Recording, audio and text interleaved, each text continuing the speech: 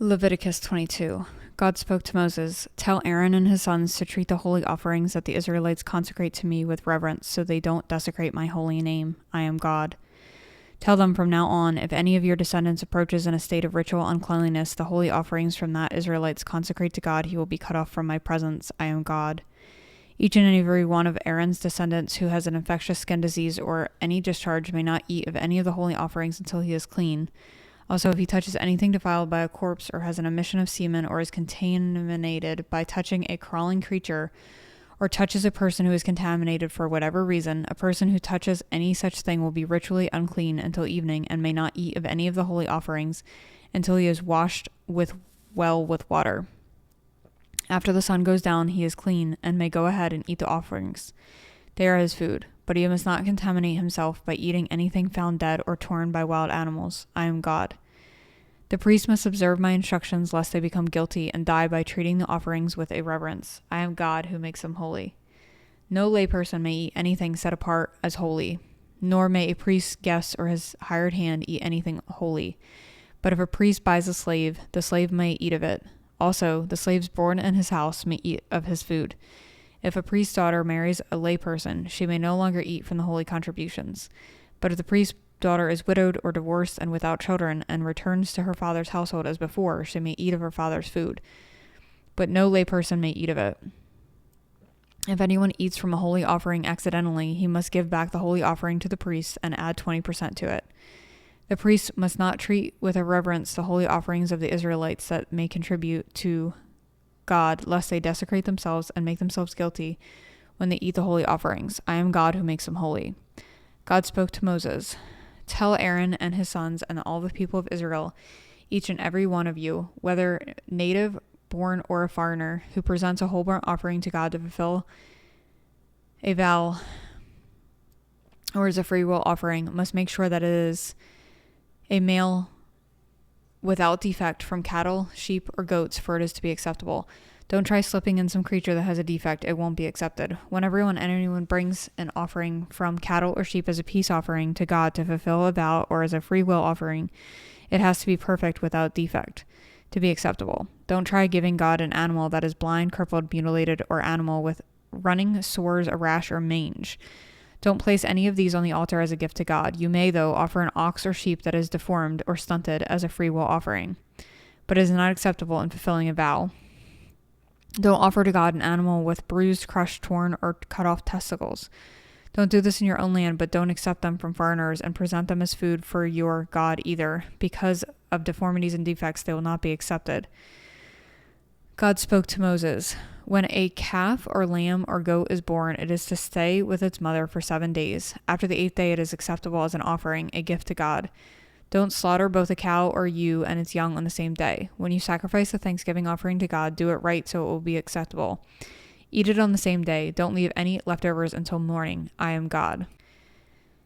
Do what I tell you. Live what I tell you. I am God. Don't desecrate my holy name. I insist on being treated with holy reverence among the people of Israel. I am God who makes you holy and brought you out of Egypt to be your God. I am God." Leviticus 23. God spoke to Moses, "Tell the people of Israel, these are my appointed feasts, the appointed feasts of God, which you are to decree as sacred assemblies. Work 6 days. The 7th day is a Sabbath, a day of total and complete rest, a sacred assembly. Don't do any work. Wherever you live, it is a Sabbath to God. These are the appointed feasts of God, the sacred assemblies which you are to announce at the times set for them. God's Passover, beginning at sundown on the 14th day of the first month. God's feast of unraised bread on the 15th day of the same month. You are to eat unraised bread for 7 days. Hold a sacred assembly on the first day. Don't do any regular work. Offer fire gifts to God for 7 days. On the 7th day, hold a sacred assembly. Don't do any regular work." God spoke to Moses, "Tell the people of Israel, when you arrive at the land that I am giving you and reap its harvest, bring to the priest a sheaf of first grain that you harvest. He will wave the sheaf before God for acceptance on your behalf. On the morning of the Sabbath, the priest will wave it. On the same day that you wave the sheaf, offer a year-old male lamb without defect for a whole burnt offering to God, and with it the grain offering of 4 quarts of fine flour mixed with oil, a fire gift to God, a pleasing fragrance, and also a drink offering of a quart of wine. Don't eat any bread or roasted or fresh grain until you have presented the offering to your God. This is a perpetual decree for all your generations to come wherever you live. Count 7 full weeks from the morning after the Sabbath when you brought the sheaf of wave offering, 50 days until the morning of the 7th Sabbath. Then present a new grain offering to God. Bring from whatever you are living 2 loaves of bread made from 4 quarts of fine flour and baked with yeast as a wave offering on the first ripe grain to God. In addition to the bread, offer 7 yearling male lambs without defect, plus 1 bull and 2 rams. They will be a whole burnt offering to God, together with their grain offering and drink offerings, offered as a fire gifts, a pleasing fragrance to God.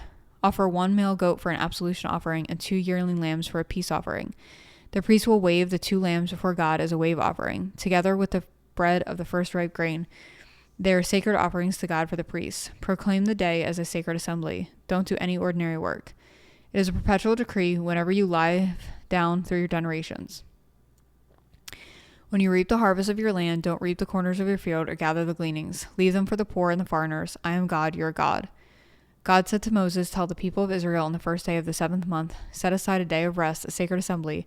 Mark it with loud blasts on the ram's horn. Don't do any ordinary work. Offer a fire gift to God. God said to Moses, the 10th day of the 7th month is the Day of Atonement.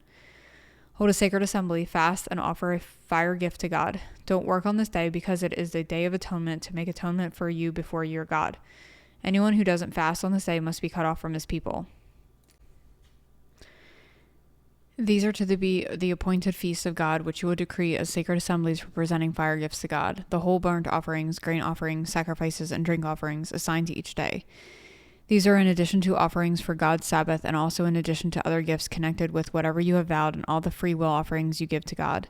So summing up, on the 15th day of the 7th month, after you have brought your crops in from the field, celebrate the feasts of God for 7 days. The first day is a complete rest and the 8th day is a complete rest. On the first day, pick the best fruit from the best trees, take fronds of palm trees and branches of leafy trees, and from willows by the brook, and celebrate in the presence of God for 7 days. Yes, for 7 full days celebrate it as a festival to God. Each year from now on, celebrate it in the 7th month, like in booths for 7 days. Every son and daughter of Israel is to move into the booths so that your descendants will know that I am made the people of Israel live in booths when I brought them out of the Egypt. I am God, your God. Moses posted the calendar for the annual appointed feast of God, which Israel was to celebrate.